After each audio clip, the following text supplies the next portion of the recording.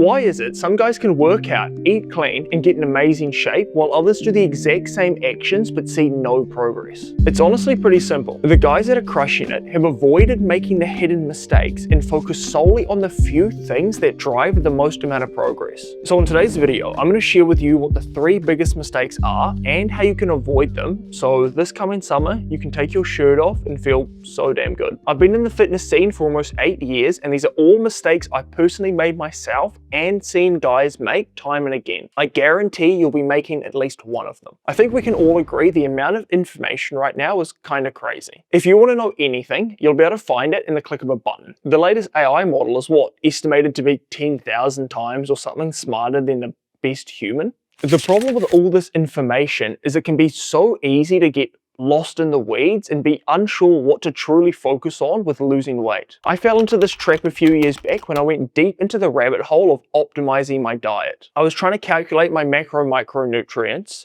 make sure I was getting enough fiber and iron, and I was eating my recommended amount of fruits and vegetables. Now, I'm sure there's benefits to optimizing, but I remember one of my dinners was chicken, rice, diced vegetables, edamame beans with chia seeds. Now, for some, that might not be that complicated, but for me, that was like a gourmet meal. And guess what the result was of eating this fancy meal every day? I had to take an hour out of my day to cook and prepare the food. My supermarket shops were getting hellishly expensive because I was having to buy everything green and labeled natural. And I had to sacrifice eating meals I actually enjoyed because I thought it was vitally important to follow what some guy said on a Huberman podcast. Now, I'm all for life hacks, but if we can get 90% of the results by just doing the basics and doing them well, I would rather spend as little time having to worry about the small stuff and instead make my life easier while still getting the results. It can be so easy to hear some soundbite or watch some short on TikTok from some esteemed scientist telling you that Norwegian 4x4s are the best exercise for burning fat. And I mean, he might actually be right, but if you don't enjoy doing that exercise, then it's not really going to matter because you're not even going to do it. So don't make the first mistake of obsessing over what's scientifically best for weight loss, because you'll end up throwing the baby out with the bathwater. The truth about weight loss is there's infinite changes you can make. How many different diets are there right now? Like 42 and growing? And that's just the eating side of things. Just wait till you have to find out how many different exercises there are. But what if you can make one tiny change and solve all of your weight loss problems? I want to share a story with you that happened quite recently, and it might completely change the way you look at your weight loss. I recently sat down with a guy who'd been trying to burn his belly fat off for almost 2 years. He was training consistently and eating pretty good meals, but had made little to no progress in losing weight. We sat down, went through his diet, and I swear to you, the only thing we changed was taking the peanuts out of his diet, and he lost almost 4 kgs in the first 2 weeks. It really can be that easy. The problem comes with how people approach their weight loss. We look at weight loss like a delicate house of cards that we need to build up without disrupting to make it work. But in truth, sometimes all we need is one missing piece of the puzzle, and once we find that piece, everything just falls into place. Let me show you an example. Mario was an old client I worked with a few years back who was on the cusp of being prescribed high cholesterol medication because of his weight. After sitting down with him, listening to his daily routine and habits, we decided the single best action he can take is start preparing overnight oats for breakfast. That simple dieting change by itself might not seem like a huge deal,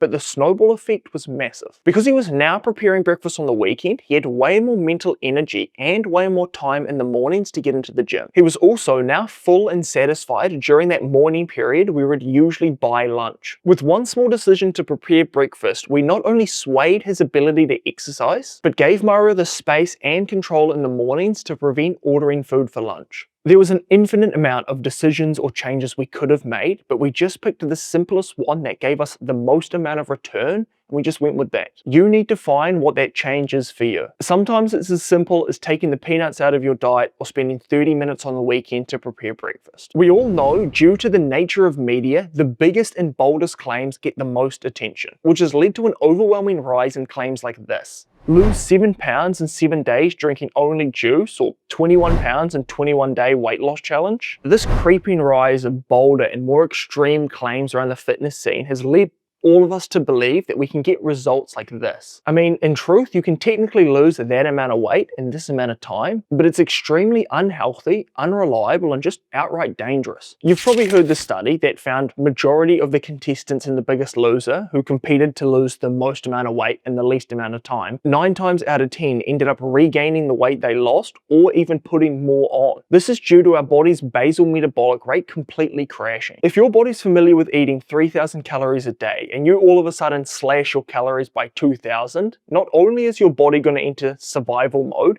where it desperately clings on to any fat cells it can because it thinks we're in a famine, but it's also going to try its absolute hardest to get you back to that 3,000 mark. That's why if you've ever tried to cut major amount of foods to lose a butt ton of weight, you might get a week or two in, probably see little to no progress, and then end that weight loss attempt on a massive binge. It's like a dam that's just waiting to blow open. We need to treat weight loss like cooking a frog. Put it in cold water, make it believe nothing's wrong, and then slowly take that water to boil. In the world of weight loss, this looks like being in a slight caloric deficit, maybe 300 to 600 calories under your maintenance, and slowly trimming the fat over a longer period of time. The weight loss gold standard is losing about 1 to 2 pounds a week. Don't make the mistake of trying to force that to go quicker. So here are some actionable steps you can take to avoid the mistake of trying to force your weight loss. Obviously, tracking your calories is going to be number one, but I appreciate most of you probably haven't dedicated your life to fitness and probably don't really want to be weighing out every individual grain of rice. So let me refer you to the dinner plate study, where scientists found by simply reducing your plate size, you can reduce your total calorie intake without feeling any hungrier